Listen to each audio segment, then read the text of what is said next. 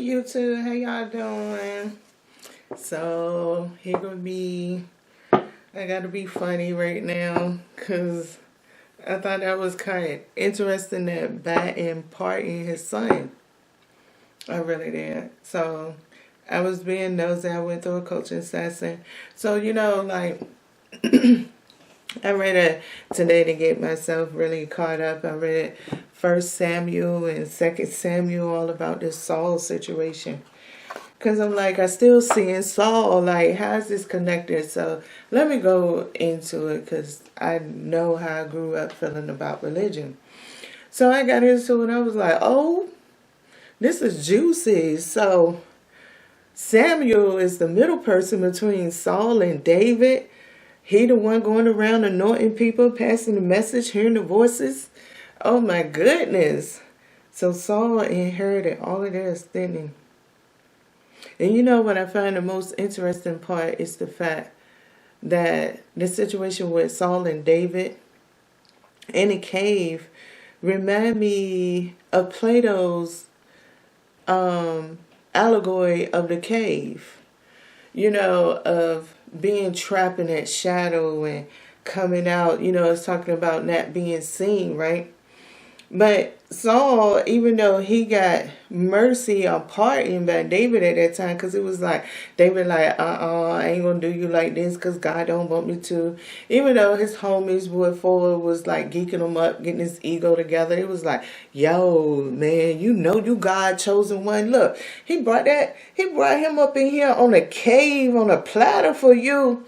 Geeking on David out. David like, yeah, I know. So when he walk up in there, he like, swipe his jank like Zorro and was like, listen, God don't want me to kill you, so I ain't gonna do it.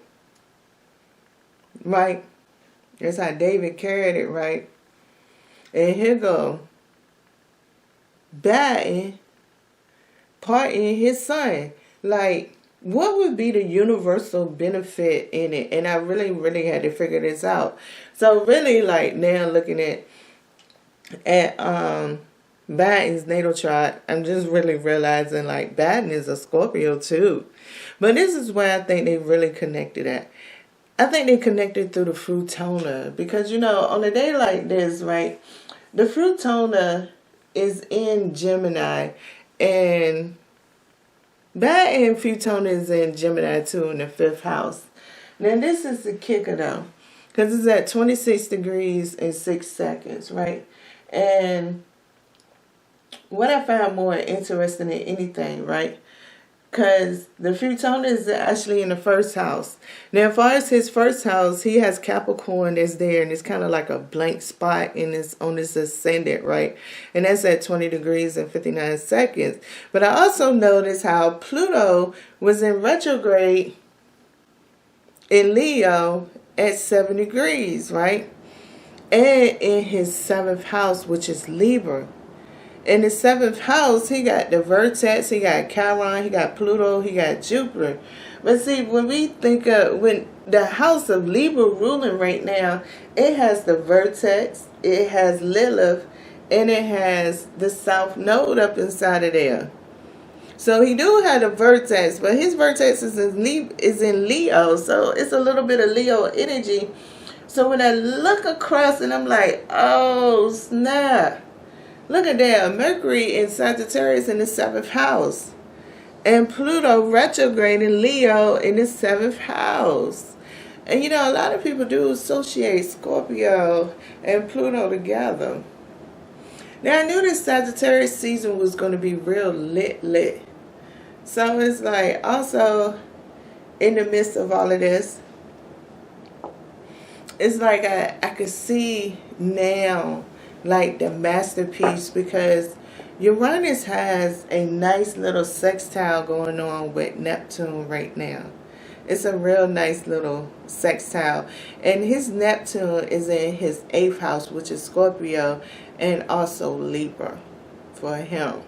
So when you're talking about aligning things up, that old man at 82 and his age is a 10. Not only that, he's at November the 20th, so that's a 4. And what is it, 1942? Look, check out his year right now at the time I'm doing this video anyway. On Eastern Standard Time, the vertex is in 1924 in Gemini.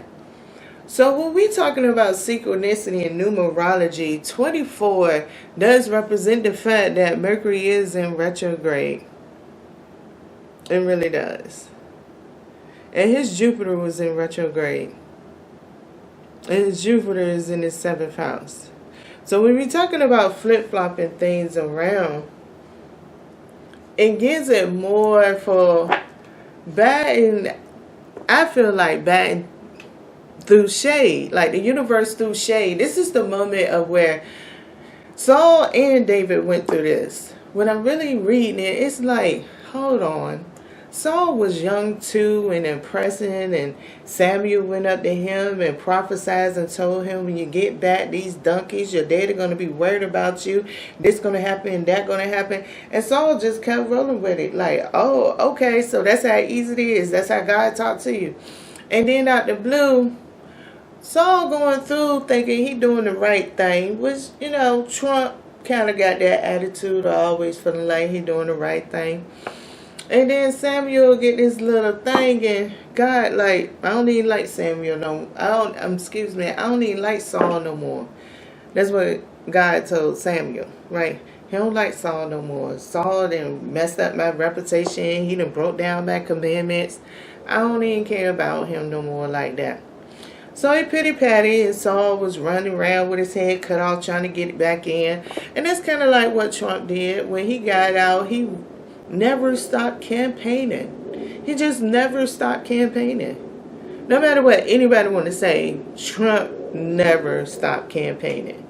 He kept campaigning. He kept talking about the injustice. And that's almost like what Saul was feeling. And then all of a sudden, Samuel had to go to David.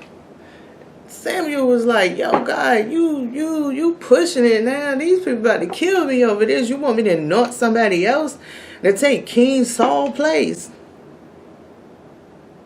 Well, he went on and he did it. And David started off as a servant for Saul.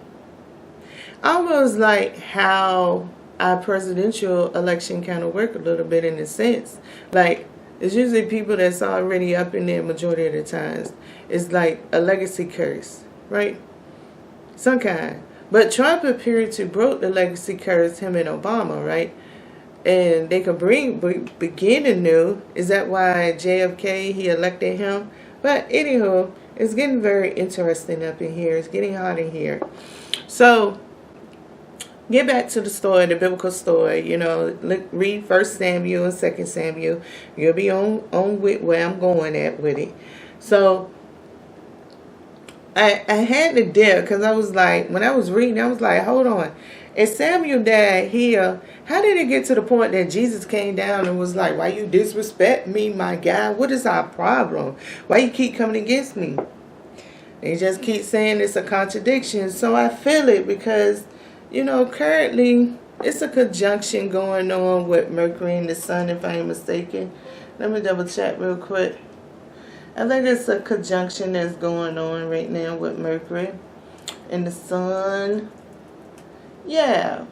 So the Sun and Mercury got this conjunction going on. So, yeah. Things just seem to go right. You just have enough energy to say, okay, you know what? If I won't there, I can't even make sense out of it. If I wasn't present, I couldn't even make sense. So I'm up in here checking. I'm like, yo, this 11th century time zone. This between, and then I'm sitting here like tripping off of the different women he slaughtered in the name, and how things just was going in women, right? And then after Samuel died, he went and visited a medium, and then the medium was like, yo, man, I ain't got time for you to Saul to kill me. If you want to kill me because you think I got a gift, then go ahead and do it. So Saul like, nah, I promise, I swear. I probably would have been nervous to listen to him because he seemed like he kept telling that to David, and he kept going after David every time. So They did it. So yeah.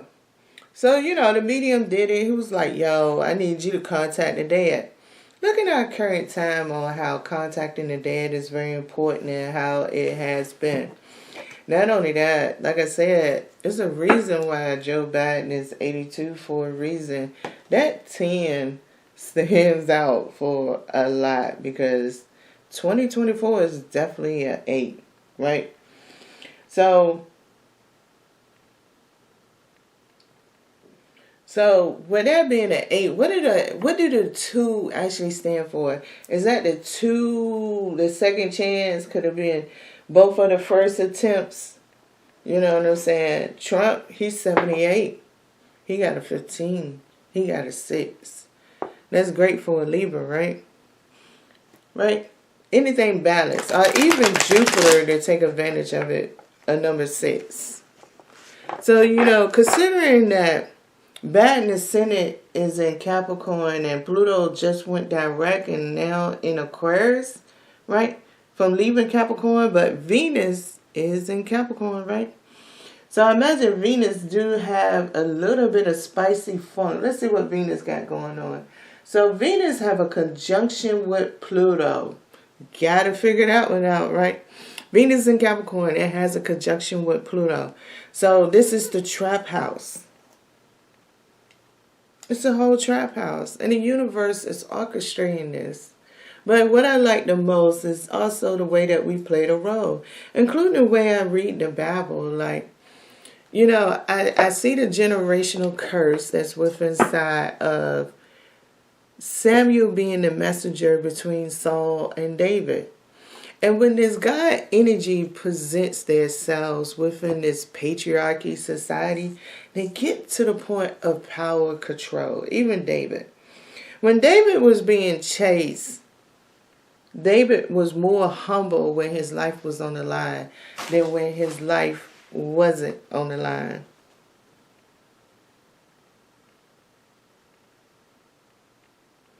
When he realized after that cave that things was about to change. And when it officially began to change was when they just said, okay, David, you the one now. Over time, he began to change to Saul. For example, look how history repeated itself in a different way when it came to him looking out the window and, oh my God, this lady across the way, she looks so sexy. Guards, go get her. Bring her to me. And he lay with her. And then she says to the men, yo, go tell David I'm pregnant. David said, bring that girl to me. You what? Yeah, I'm pregnant. So he said, okay, this is what I need to do. Let me get her husband to go sleep with her. Now imagine in the 11th, 12th century, the masculine energy thought enough to have another man sleep with a woman to make it appear that this man is the father of this child. And just think, when we're talking about legacy and now we're in the 21st century, right? The legacy of how patriarchy, even with Trump has a lot of problem with women. Imagine this. So,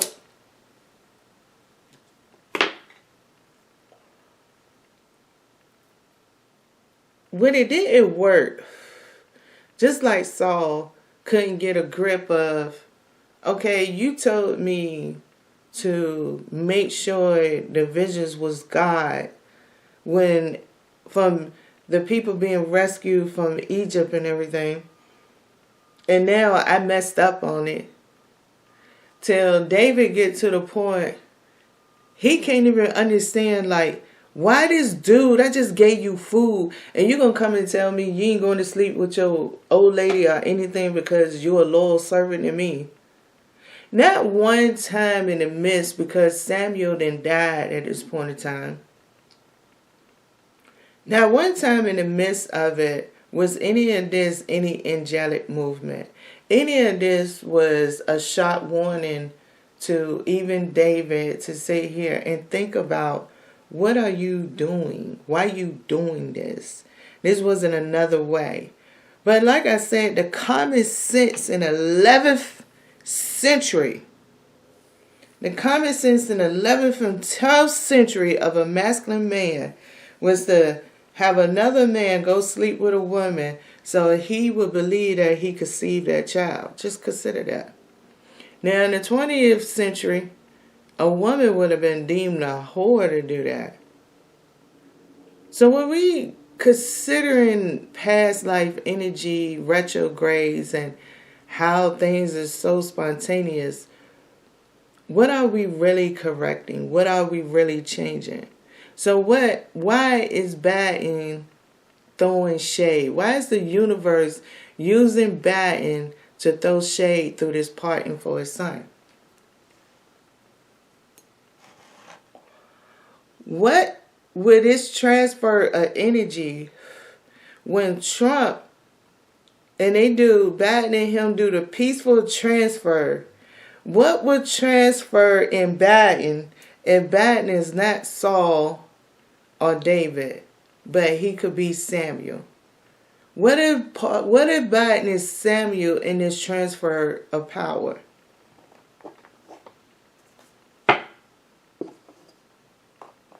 So was the first election, everybody said the Democrats were smudging his name. Now he had a chance to be David then. But everybody said the Democrats was ruining his name. So now Saul died. One way or another he died. He also got blinded. Now I don't know where the contradiction come in at, and that make it even more dangerous in choosing. So let me get a little bit of confirmation on this real quick when it comes to Joe Biden, because I see it all day long. Like his Pluto was in retrograde. So being that he was born in retrograde and Venus right now is in Capricorn and that's his first house. And right now, what's in the first house? What planets is in the first house? Jupiter, Gemini. And his Jupiter was in the 7th house with Libra. And we got Lilith in the South Node up in there and the vertex. And that's what he got in common. He don't have the zodiac, but he got the vertex. In his 7th house, in the current 21st century, the Sun and Mercury is in the 7th house. So his Mercury is Scorpio. Can't beat that with a bat. And his 11th house and 12th house is Sagittarius. That's friendship and hidden realm. So all this conversation, planetary conversation through his 11th house is really rocking him, to be honest. And the hidden realm is the question that I want to know. Can I have a 3-card answer to? Is Biden when he decided to pardon his son? 1 card, 8 of Swords. When he decided to pardon his son, did he throw shade? So 8 of Swords is definitely a block card, right? We had an 8 of Swords so far. That's a block. That's a shade card. That's a hater card. That's somebody who can make you feel very stuck, right? We have 2 more cards. But it's not like he consciously aimed at it. So what is going to be it? Because his Sun, Mercury, and Venus is in the 10th house. So it's the way everybody going to appear to see it. So this is my version of the 8 Swords of the 10th house. What do everybody else see? Which is going to come out? But the whole point is, it's like I said before, everything going to begin once the transfer of power happens. It's not going to be nothing to stop it. And this Sagittarius retrograde mean business. We have the Fool card. So either way I was talking when I said that transfer of power was going to happen, that was very much true. And it lined up with me with the Fool card, which like Pluto just left Capricorn, is in Aquarius. I don't even recall seeing any Aquarius in Biden chart except his houses. I really honestly don't. I don't even remember.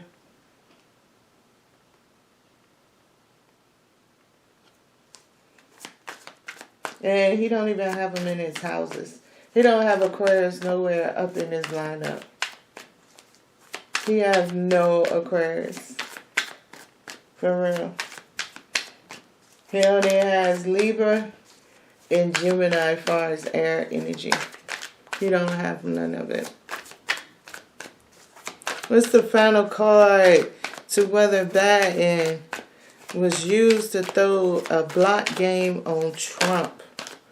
Oh, judgments. And let's see the shadow card together. What we got?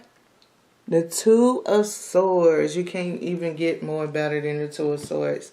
Because I definitely was talking about my confusion. Then we have two major arcanas. We have the Fool card and we have the Judgment card. When this transfer of power happened, this is just a pole position.